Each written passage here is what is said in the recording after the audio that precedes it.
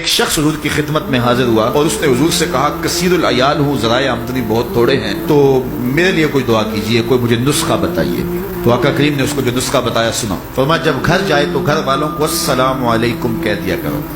یہ کتنا سوکھا نسخہ ہے اور کتنا اچھا وظیفہ ہے، گھر والے بھی خوش، اللہ رسول بھی خوش۔ اس کے بعد ایک مرتبہ سورہ اخلاص پڑھ لیا کرو، غربت توڑ نسخہ۔ جب بھی گھر جاؤ السلام علیکم، اس کے بعد ایک مرتبہ سورہ اخلاص۔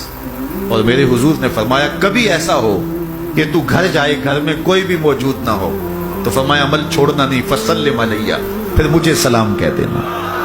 وہ اپنے نام لیواؤں کو تنہا چھوڑتے کب ہیں، جہاں ہم دم نہ ہو کوئی وہاں سرکار ہوتے۔ وہ کہتے ہیں میں عمل شروع کر دیا، گھر جاتا السلام علیکم، اس کے بعد السلام علیکم کے بعد میں سورہ اخلاص ایک بار پڑھ دیتا۔ اس عمل کی برکت سے میں نے تو امیر ہونا ہی ہونا تھا، میرے ہمسائے بھی امیر ہو گئے۔